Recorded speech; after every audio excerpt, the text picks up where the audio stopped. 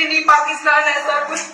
लेकिन जिस दिन से हम नींबू गुड़ी गए सबसे पहले गुलाब जामुन से मिले तो मतलब मुझे कभी ऐसा फील नहीं करवाया कि हम स्टाफ है। उन्होंने हमको जैसे मेरी സുഹൃത്തുക്കളെ നമസ്കാരമുണ്ട്. ഈ കരച്ചിൽ കേൾക്കുന്ന സമയത്ത് ഒരു പെൺകുട്ടിയുടെ വർത്തമാനം കേൾക്കുന്ന സമയത്ത് സ്വാഭാവികമായിട്ടും എൻ്റെ വീഡിയോ കണ്ടുപിടിക്കുന്ന ആളുകളൊക്കെ വിചാരിക്കുക ഏതോ ചില സംഘികളെല്ലാവരും കൂടിയിട്ട് ഏതൊരു പാവം പെൺകുട്ടിയെ ഉത്തരേന്ത്യയിലെങ്ങാണ്ട് അതിഭീകരമായിട്ട് പീഡിപ്പിച്ച മറ്റു ഭാഗമായിട്ടൊക്കെ കരയുന്നതാണ്, അല്ലെങ്കിൽ അതുമായ അത്തരത്തിലുള്ള എന്തൊരു സംഭവമാണ് ഇവിടെ നടക്കുന്നതൊക്കെയുള്ള ഒരു തോന്നൽ പലർക്കുണ്ടായിരിക്കും. പക്ഷേ ഇതൊരല്പം സന്തോഷമുള്ള വീഡിയോ ആണ്, സമാധാനമുള്ള ഒരു വീഡിയോ ആണ്. ഇപ്പോൾ ഞാൻ ഈ കണ്ടത് അത് നിങ്ങളുമായിട്ട് ഷെയർ ചെയ്യണമെന്ന് വിചാരിച്ചു. സംഭവം ബീഹാറിൽ നിന്നാണ്. ബീഹാർ എന്ന് പറയുന്ന പ്രദേശത്ത് നിന്ന് സന്തോഷമുള്ള വാർത്തകളൊന്നും നമ്മൾ കേൾക്കാറില്ല എന്നുള്ള കാര്യം നമുക്കറിയാം. സംഘികളാണ് അത് ഭരിച്ചുകൊണ്ടിരിക്കുന്നത്.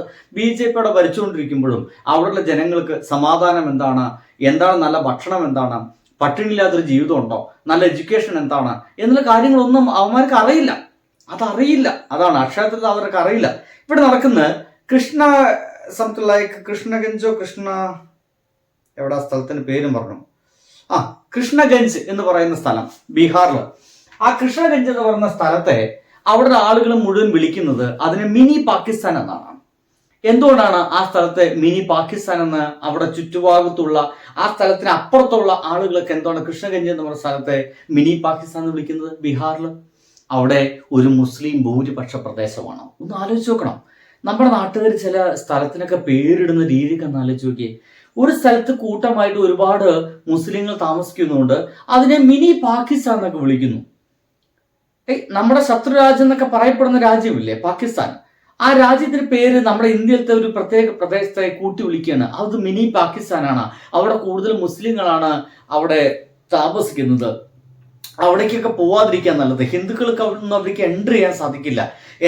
എൻട്രിങ് വെച്ചിട്ട് ഇനിയിപ്പോൾ അവിടെ ഒരു ജോലി വല്ലതും കിട്ടുകയാണെങ്കിലോ, അതും ഒരു ടീച്ചറായിട്ട് ജോലി കിട്ടുകയാണെങ്കിലോ? എൻ്റെ സുഹൃത്തുക്കളെ, അങ്ങനത്തെ ഒരു സംഭവം ഒരാൾക്ക് സംഭവിച്ചു എന്നുള്ളതാണ്. ആ സംഭവിച്ചു കഴിഞ്ഞതിന് ശേഷം അവരവിടെ ഏറെക്കാലം വർക്ക് ചെയ്തതിന് ശേഷം അവര് ആ മിനി പാകിസ്ഥാൻ എന്ന് വിളിക്കുന്ന മുസ്ലിങ്ങൾ ഏറ്റവും കൂടുതൽ താമസിക്കുന്ന ആ ബീഹാറിലെ ആ സ്ഥലത്ത് ഏറെക്കാലം അധ്യാപികയായിട്ട് വർക്ക് ചെയ്തതിന് ശേഷം തിരിച്ചു പോകുമ്പോൾ സത്യം പറഞ്ഞു കഴിഞ്ഞാൽ ആ പെൺകുട്ടി ഹിന്ദു മതത്തിൽപ്പെട്ട ആ ഒരു പെൺകുട്ടി നിന്ന് കരയുകയാണ്. ആ കരച്ചിലിന് ഒരു കാരണമുണ്ട്. അതാണ് ഞാൻ നിങ്ങളോട് പറഞ്ഞേ, നിങ്ങളിത് കേൾക്കണം എന്ന് തന്നെ ഞാൻ പറഞ്ഞു.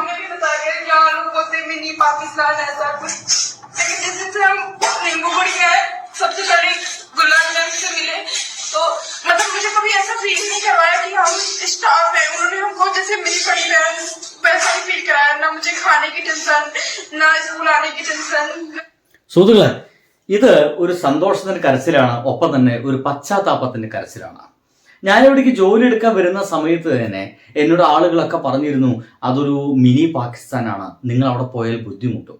ഒരു ഹിന്ദുമത വിശ്വാസിയായ താങ്കൾ അവിടെ പോയി കഴിഞ്ഞാൽ ബുദ്ധിമുട്ടുമെന്നും അവിടെ നിങ്ങൾക്ക് മാന്യമര്യാദയ്ക്ക് ജീവിക്കാൻ കഴിയില്ലെന്നും ഒരു പക്ഷേ നിങ്ങളവിടെ താമസിക്കും തോറും നിങ്ങളെ മുസ്ലിങ്ങൾ മതം മാറ്റാൻ പോലും സാധ്യതയുണ്ട് എന്നടക്കമുള്ള വർത്തമാനങ്ങളൊക്കെ കേട്ടതായിരുന്നു ഈ ടീച്ചർ. പക്ഷേ സംഭവിച്ചത് മറ്റൊന്നാണ്. കേൾക്കണം. हम अपने मम्मी पापा से जो बातें शेयर कर पा रहे थे, हम बैठ के मैम के साथ वो सारी बातें शेयर करते थे, उनके साथ आते थे। मुझे कभी रात में दिन में मतलब ऐसा कभी फील नहीं करवाया कि हम अपने घर से इतनी दूर है, इतनी जगह पे आए हैं ऐसा हुआ। और HM सर से भी कभी ऐसा नहीं फील हुआ कि मतलब उन्होंने मेरे साथ कुछ किया है। हमको तो हमेशा हम अपने घर पे मम्मी से भी यही बोलते आए कि जब कभी हमको जरूरत होती है HM सर पर अलग से लगाओ। അവിടെ സ്ഥലം മാറിപ്പോകുന്ന സമയത്ത് തന്റെ സഹപ്രവർത്തകരുമായിട്ട് ഒരു വിടവാങ്ങൽ പ്രസംഗത്തിലാണ് ഈ ടീച്ചർ ഇങ്ങനെ സംസാരിക്കുന്നത്. അവർ പറയുന്നത്, എൻ്റെ അമ്മയും അച്ഛനടക്കമുള്ള ആളുകൾ അമ്മ പാപ്പ അവരൊക്കെ പറഞ്ഞിരുന്നു, ഒന്നാമത് കുറെ ദൂരെയാണ്, പിന്നെ മിനി പാകിസ്ഥാൻ എന്ന് വിളിപ്പേര് കേട്ട ഒരു സ്ഥലത്തേക്കാണ് നീ പോകുന്നത്, നീ പോണോ എന്നൊക്കെ അവർ പറഞ്ഞിരുന്നു. കഴിഞ്ഞില്ല.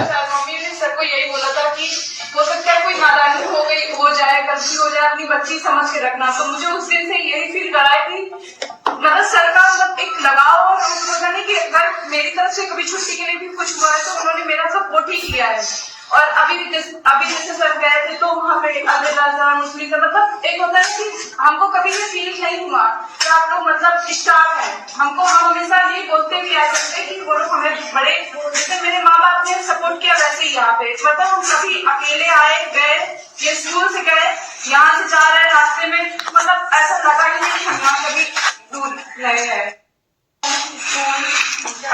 സുഹൃത്തുക്കളെ, ഇവിടെ അവർ പറയുന്നത് അമ്മയും അച്ഛനൊക്കെ അന്ന് പറഞ്ഞ് കേട്ടിട്ട് ഒരുപക്ഷെ ഞാൻ ഈ സ്ഥലത്തേക്ക് വന്നിട്ടില്ലായിരുന്നെങ്കിൽ ഒരുപക്ഷെ എനിക്ക് ഈ നാട്ടുകാരെ തിരിച്ചറിയാൻ സാധിക്കില്ലായിരുന്നു. ഈ ടീച്ചറുടെ മനസ്സിലും ഇതൊരു മിനി പാകിസ്ഥാനാണ്, പാകിസ്ഥാൻ പോലൊരു ഭീകരമായ സ്ഥലമാണ് ബീഹാറിലത്തെ കൃഷ്ണഗഞ്ച് എന്ന് പറയുന്ന ഈ ഒരു ഡിസ്ട്രിക്ട് എന്നൊക്കെ വിചാരിച്ച് അവിടെ വേറെ സ്ഥലത്ത് താമസിക്കേണ്ട ഒരു അവസ്ഥ വരുമായിരുന്നു. മരണം വരെ ഈ നാട്ടുകാരെ തിരിച്ചറിയാൻ കഴിയില്ലായിരുന്നു. സുഹൃത്തുക്കളെ, ഈ പാവം ടീച്ചർക്ക് അവിടെ പോയപ്പോൾ കിട്ടിയത് എന്താണോ പുറത്തുള്ള വർത്തമാനം, അതിൽ നിന്നും വേറെ വ്യതിരിക്തമായിട്ടുള്ള ചില അനുഭവങ്ങളാണ് ഈ പാവം ടീച്ചർക്ക് അവിടെ കിട്ടിയത്.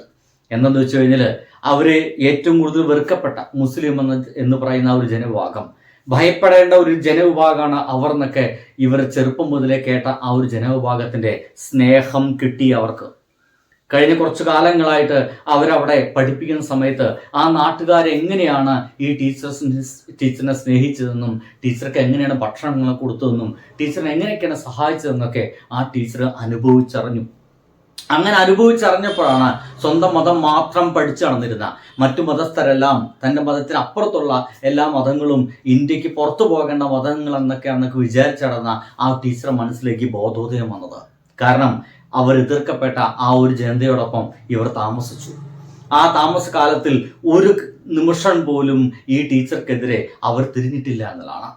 ഒരു നിമിഷം പോലും ഈ ടീച്ചറിനെ അപമാനപ്പെടുത്തുന്ന വാക്കോ നോട്ടോ ആ ഒരു വിഭാഗം ജനതയിൽ നിന്ന് ഉണ്ടായിട്ടില്ല എന്നാണ്. ഒരു നിമിഷം പോലും ഇവരുടെ ആരാധനയെ തടസ്സപ്പെടുത്തുന്ന, ഈ ടീച്ചർ ആരാധനയോ പ്രാർത്ഥനയോ തടസ്സപ്പെടുത്തുന്ന ഒരു പ്രവൃത്തി പോലും അവിടുത്തെ നാട്ടുകാരിൽ നിന്ന് ഉണ്ടായിട്ടില്ല എന്നുള്ളതാണ്. വളരെ വ്യത്യസ്തമായിട്ടുള്ള അനുഭവം.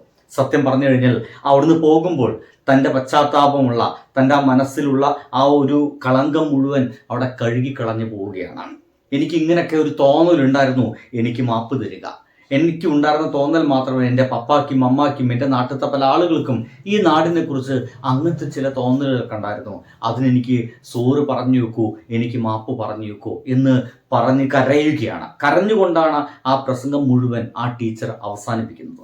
ഇനിയിപ്പോൾ നിങ്ങൾ ആലോചിക്കുന്നുണ്ടായിരിക്കുക, ബീഹാറിൽ നടക്കുന്ന മിനി പാകിസ്ഥാൻ എന്ന് പറയുന്ന ആ ഒരു പ്രദേശത്തെ കുറിച്ചിട്ട് നിങ്ങൾ എന്തിനാണ് കേരളത്തിൽ ഈ ഒരു സ്ഥലത്തിൽ നിന്ന് നിങ്ങളിങ്ങനെ വളവള പറഞ്ഞുകൊണ്ടിരിക്കുന്നത് എന്ന് ചിന്തിക്കുന്ന ആളുകളോടാണ് ഇനി എനിക്ക് പറയാനുള്ളത്. സുഹൃത്തുക്കളെ, ഞാൻ താമസിക്കുന്ന മലപ്പുറം എന്ന് പറയുന്ന ഒരു പ്രദേശത്താണ്.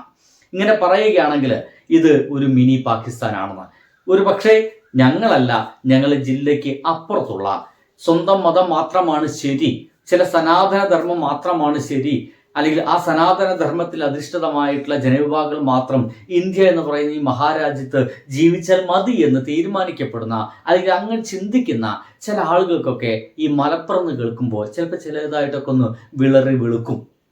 ഓ, മലപ്പുറമോ മുസ്ലിം ഭൂരിപക്ഷ പ്രദേശമാണ്, ഇവിടെ ജീവിക്കാൻ സാധിക്കില്ല എന്ന് പറയുന്നതിന് മുമ്പ് ഒരു ലിവിങ് എക്സാമ്പിളായിട്ട്, ജീവിക്കുന്ന ഒരു എക്സാമ്പിളായിട്ട് ഞാൻ എന്നെ തന്നെ നിങ്ങളുടെ മുമ്പിൽ വയ്ക്കുകയാണ്. ഞാനൊരു മലപ്പുറം ജില്ലക്കാരനാണ്.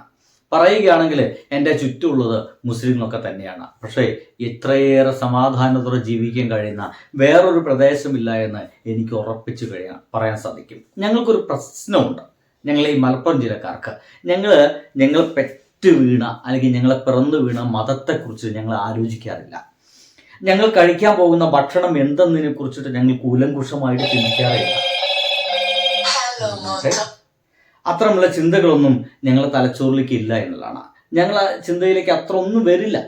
അതൊന്നും ചിന്തിക്കാതെ തന്നെ വൈകുന്നേരം ചായ കുടിക്കാൻ പോണ സമയത്ത് തൊട്ടപ്പുറത്തുള്ള ആരെ വിളിച്ചാൽ അപ്പം കിട്ടും അവന് വിളിക്കും. അവൻ ചിലപ്പോൾ നിങ്ങളൊക്കെ പലപ്പോഴും പറയുന്ന പോലെ മുഹമ്മദ് എന്ന പേര് കൂട്ടി വിളിക്കപ്പെടുന്ന ഒരുത്തനായിരിക്കും. മനസ്സിലാവുന്നുണ്ടല്ലോ? ചിലപ്പോൾ അങ്ങനെ പേര് കൂട്ടി വിളിക്കപ്പെടാത്ത എൻ്റെ അതേ മതത്തിൽപ്പെട്ട ഒരാളായിരിക്കും. അങ്ങനെ ഏതെങ്കിലും മതം നോക്കിയിട്ടൊന്നല്ലേ വിളിക്കുന്നത്.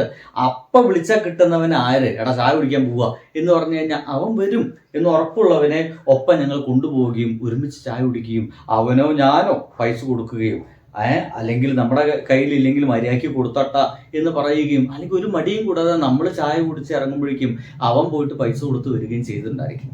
ഇങ്ങനെയാണ് മലപ്പുറം ജില്ല.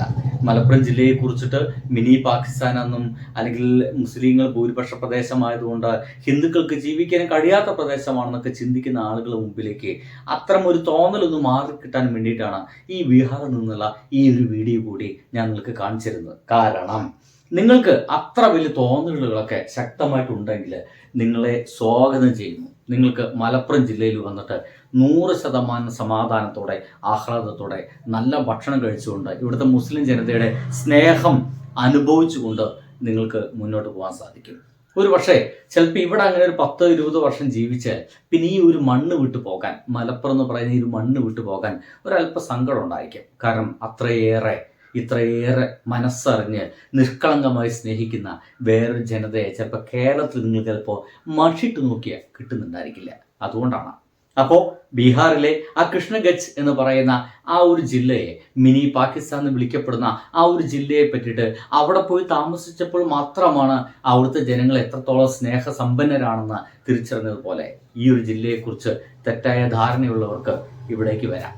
സുസ്വാഗതം. ബൈ.